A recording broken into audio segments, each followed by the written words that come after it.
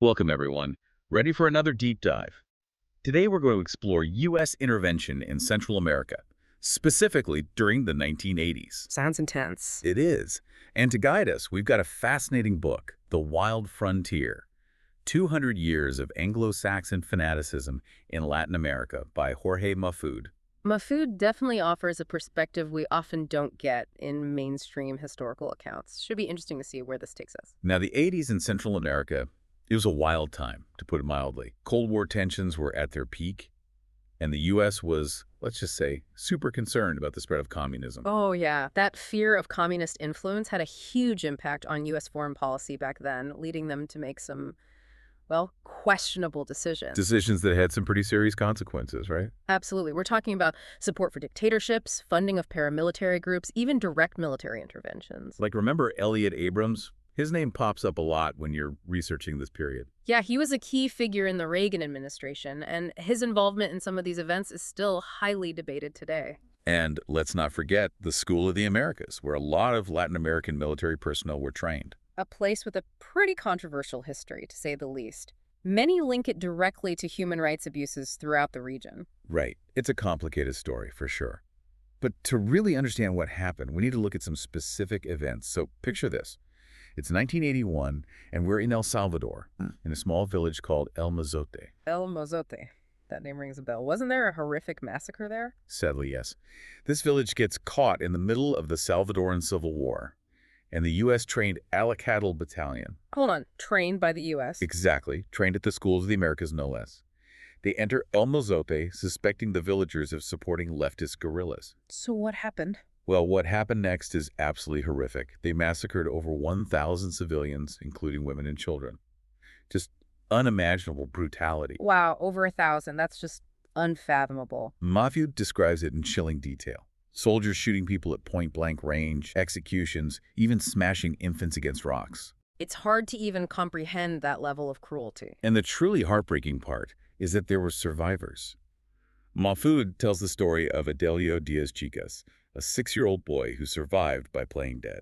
Can you imagine witnessing something like that at such a young age? The trauma, it must be beyond words. And here's where it gets even more messed up. Elliott Abrams, who was a high-ranking official in the U.S. State Department at the time, he actually downplayed the massacre, defended the Salvadoran military. He did. What was his reasoning? He claimed that the reports of the massacre were exaggerated, part of a communist propaganda campaign, essentially trying to sweep it under the rug. So a deliberate attempt to obscure the truth and shield those responsible. It's a pattern we see repeated throughout this period. Unfortunately, yes. And El Mozote wasn't an isolated incident. 2 years later in Guatemala, there was the Los Dos Eres massacre. Another massacre. This time, it was carried out by the Caibiles, Guatemala's elite special forces. Guess who trained them? Let me guess. The U.S.? You got it. Yeah? And they were brutal. They went into this village, Los Dos Eres, supposedly searching for stolen weapons. Right. But it was a pretext. They ended up massacring over 200 civilians, including women and children. The details are truly horrific. What kind of details are we talking about? Rapes, executions. They even specifically targeted children, calling them chocolates. Chocolates. What a chillingly dehumanizing way to refer to children. It's beyond disturbing. Yeah. And this massacre, it was just one of many carried out by the U.S.-backed Guatemalan government during their fight against leftist guerrillas. So a systematic campaign of violence and repression. Exactly. Majfud talks about a military plan called Operation Sophia, basically a plan to exterminate the indigenous population, who they saw as sympathetic to the guerrillas. Exterminate. That's genocide. The language in the Operation Sophia reports is truly chilling.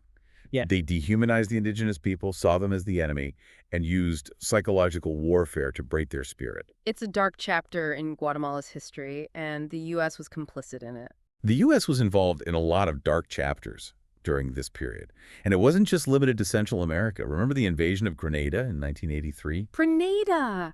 That tiny island in the Caribbean, why would the U.S. invade Grenada? Well, the official reason was to protect American medical students and prevent the construction of a Soviet-backed airport. A Soviet-backed airport on a tiny island in the Caribbean didn't seem like much of a threat. Exactly. A lot of people saw it as a blatant overreach of U.S. power, an attempt to flex their muscles and send a message to the Soviet Union. Was there any truth to the claims about American students being in danger? Well, that's the interesting part. Mahfoud mentions that many of the medical students actually refused to leave when the U.S. military arrived. They did. Yeah, they said they never felt threatened. It makes you question the real motives behind the invasion. Sounds more like a power play than a rescue mission. And then there's Reagan's victory speech after the invasion. He declares, "Our days of weakness are over." It's like he was trying to erase the memory of Vietnam and project an image of American strength and dominance. It's a fascinating and troubling aspect of this period, the way the U.S. used these interventions to reshape their image and assert themselves on the world stage. And from a tiny island in the Caribbean, we now move to Nicaragua, where the U.S. was backing a group called the Contras. They were fighting against the leftist Sandinista government. The Contras, I've heard that name before. Weren't they known for some pretty brutal tactics? Oh yeah, they were responsible for some horrific human rights abuses. They used terror tactics, targeted civilians, the whole 9 yards. And the U.S. was supporting them? Yep, funding them, training them, providing them with weapons, even after Congress had banned aid to the Contras. That's pretty shady. How did they get away with that? It was a whole web of covert operations and backroom deals. And then, of course, there's the whole Iran-Contra scandal, which exposed the extent of the U.S. government's involvement with the Contras. Iran-Contra, that rings a bell. Wasn't that a huge political scandal? Huge. It turned out the Reagan administration was secretly selling arms to Iran, which was under an arms embargo at the time, and using the profits to fund the Contras.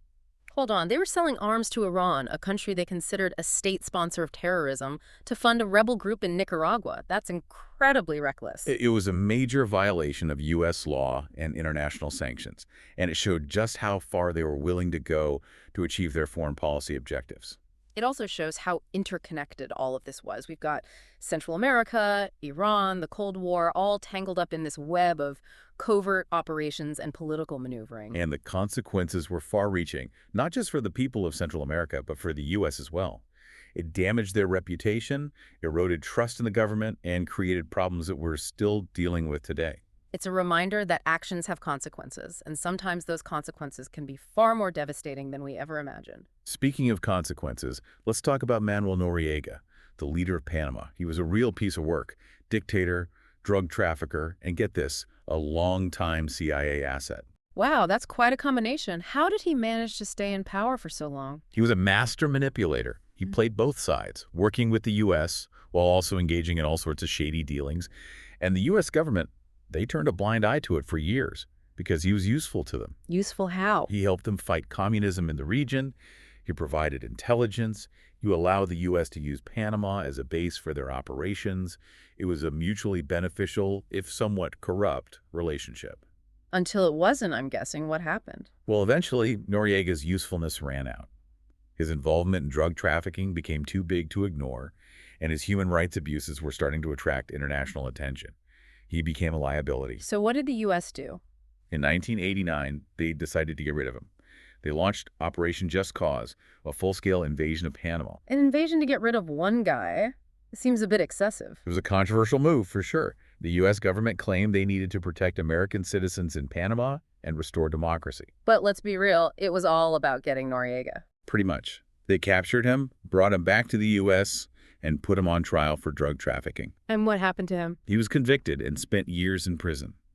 It's a pretty wild story, and it shows how quickly someone can go from being a valued ally to an enemy of the state. It also highlights the moral complexities of U.S. foreign policy during this period. They were willing to make deals with some pretty unsavory characters as long as it served their interests. Now, while all this was going on, there was also a struggle happening within the Catholic Church in Central America. Oh, interesting. What kind of struggle? Well, on one side, you had liberation theology, which emphasized social justice and empowering the poor.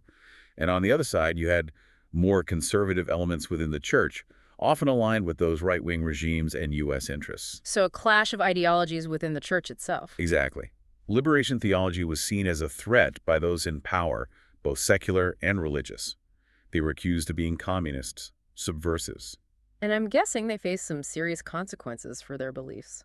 Many priests and nuns who supported liberation theology were targeted by death squads and paramilitary groups. They were killed, disappeared, forced into exile. It's a stark reminder that challenging power, especially when that power is backed by powerful forces, can be incredibly dangerous. And the U.S. government, with its fear of communism, often turned a blind eye to these atrocities, or even actively supported the groups responsible. It's a dark and complex history, for sure.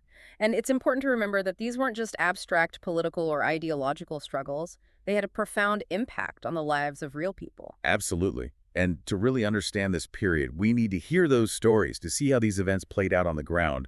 And that's what we're going to do in the next part of our deep dive. Looking forward to it. It's really striking how everything's so interconnected during this time, right? You've got politics, religion, even the media all playing a part. Makes you realize history's not just a bunch of random events, but like this complicated web of forces all pushing and pulling. Totally.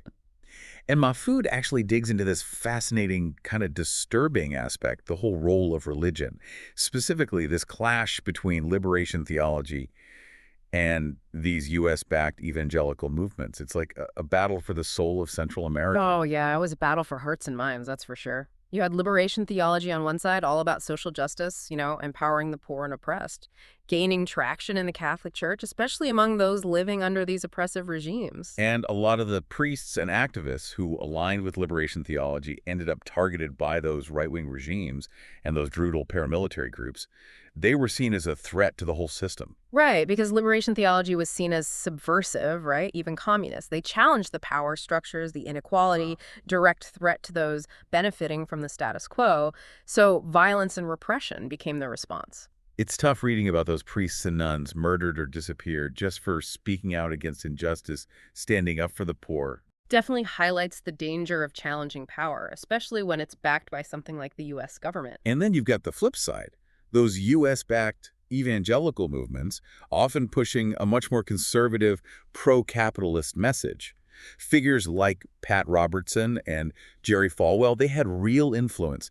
They even supported guys like Rios Montt in Guatemala, and he was responsible for some horrific stuff. Supporting those regimes, that's not complicated to say the least. For them, it was about fighting communism, you see. They saw it as this huge threat and believed the U.S. had to do whatever it took to stop it, even supporting dictators if that's what it took. So it's like they were so fixated on fighting communism, the human cost almost became secondary. It's a sad truth how ideology can blind people to the suffering of others. And speaking of ignoring suffering, Mahfoud points out something interesting. The U.S. media, they often downplayed or straight up ignored those atrocities committed by the U.S.-backed regimes while hyping up the communist threat. Like they were creating a narrative that justified U.S. intervention even when it led to those terrible outcomes. That's the power of the media, isn't it? Shaping public perception. And during the Cold War, the U.S. media often acted as this mouthpiece for the government. They demonized communism, justified U.S. actions, even when those actions were morally questionable. He brings up that media coverage of the Caracazo in Venezuela, comparing it to Tiananmen Square. Caracazo was brutal, thousands killed, barely a peep in the international media. Tiananmen Square, wall-to-wall coverage. It's like some lives matter more than others when it comes to the news. It's a disturbing reality, but it's true. Media coverage is often influenced by politics, and events that challenge U.S. interests or their allies get downplayed. Feels like there's a hierarchy of suffering, and some people's pain just doesn't register as strongly. It's a reminder to be critical of the narratives we're given and seek out those alternative perspectives. Right, we've got to be aware of our own biases, Yeah. Be open to the possibility that we're not getting the full story. Absolutely. And as we get deeper into the 80s, the war on drugs becomes this major focus of U.S. policy in Latin America. Mahfoud argues it was a massive failure, leading to more violence, instability, and human rights abuses. Yeah, 1989 now, George H.W. Bush is president. And he's taking a hard line, goes on TV, holds up this bag of cocaine like it's some enemy combatant, declares this all-out war on drug trafficking. It was a powerful image, no doubt, really resonated with the American public who were worried about the drug problem. But Mahfoud argues this whole war was just as much about control, maintaining U.S. power in the region, as it was about actually reducing drug use. It's like they used the war on drugs as this excuse to intervene in Latin America, to keep those friendly regimes in place and crush any movements they saw as threatening U.S. interests. Right. The war on drugs gave them this justification to meddle in other countries' affairs, provide military aid, train those security forces, even launch military operations. And Mahfoud calls them out on the hypocrisy of it all. He points out how the U.S. government often turned a blind eye to drug trafficking, when it benefited them, like with Manuel Noriega, right? He was a major drug trafficker, but also a key U.S. ally for years. Noriega is a prime example of those contradictions, those moral compromises the U.S. made in its foreign policy.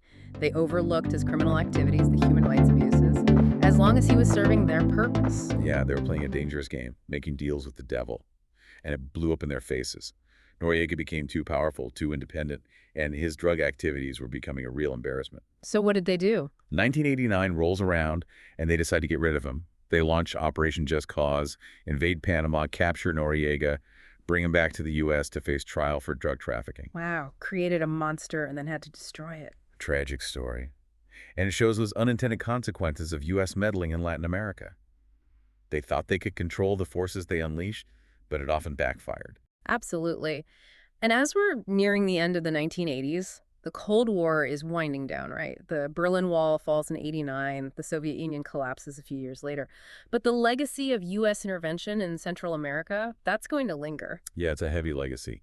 Violence, instability, poverty, corruption, all these problems with deep roots in the Cold War era and the policies the U.S. pursued. It's a sobering thought. Even with good intentions, even with the best motives, our actions can have these ripple effects throughout history, causing unimaginable suffering. It makes you think about the responsibility we have as a nation to consider those consequences. Absolutely. We need humility. We need to recognize the limits of our power, the complexities of the world, and those unintended consequences that can arise from our actions. We need to learn from the past, not repeat it. Couldn't agree more. And as we're wrapping up this part of our dive, there's a question worth pondering. What's the true cost of U.S. intervention in Central America? It's a question Mahfud grapples with throughout his book, and it's one we should all be thinking about. It's not an easy question to answer, but it's one we need to keep asking. We've been talking about some heavy stuff, covert operations, dictators, the war on drugs. It's easy to get lost in the big picture, all the politics and stuff, and forget about the real people whose lives were turned upside down by these events. That's where Mahfoud's book really stands out. He brings those stories to the forefront, showing how U.S. intervention had these ripple effects across generations, left scars that haven't faded. Like, take the rise of MS-13. We talked about how the U.S. supported those brutal regimes in El Salvador and Guatemala, fueled those civil wars, right? Well, all that violence created a generation of kids who grew up surrounded by it, traumatized by it. Many fled to the U.S. seeking refuge, and what happened? They got deported, sent back to those same dangerous countries, often straight into the grip of gangs like MS-13. It's a brutal cycle, that violence just feeding itself. We played a part in keeping it going. Mahfoud uses this term, blowback, describes how that violence we helped create came back to haunt us. And the war on drugs. Perfect example of blowback. Mahfoud argues it was a colossal failure, leading to mass incarceration, militarized police, and empowered drug cartels. Instead of tackling the root causes, the poverty, the lack of opportunity, we focused on punishment, criminalizing addiction, throwing money at law enforcement and military interventions. And who really benefited from this so-called war? Not the communities torn apart by violence and prison. It created a whole industry, a multi-billion-dollar one. Private prisons, weapons manufacturers, security firms, and, ironically, the drug cartels themselves. They thrived in this environment. It's a hard pill to swallow, knowing that our policies, even those meant to do good, can backfire so badly, have these terrible unintended consequences. It shows the need to think critically, to question those assumptions, to challenge the narratives we're fed by those in power. We need to look past the headlines, past the political speeches, and see the human cost, the real impact on people's lives. Exactly. And Mahfoud does a great job of that in his book. He makes us confront those uncomfortable truths about U.S. intervention in Central America and what it left behind. So where do we go from here? What lessons can we learn from this dark chapter in our history? I think the biggest lesson is humility. We need to understand the limits of our power, the complexity of the world, and accept that our actions can have these unintended consequences. Good intentions aren't always enough. We've got to be willing to listen to different perspectives, engage with those affected by our policies, and work toward solutions that are actually just, that respect human rights. The past is gone, but it shapes the present. It's our job to learn from it, to avoid making the same mistakes. It's a challenge, no doubt, but it's one we have to face head-on. Thanks for joining us on this deep dive into such a complex and often overlooked part of history. We hope it's given you something to think about, maybe even sparked your curiosity to learn more. Until next time, keep exploring, keep questioning, and keep digging deeper.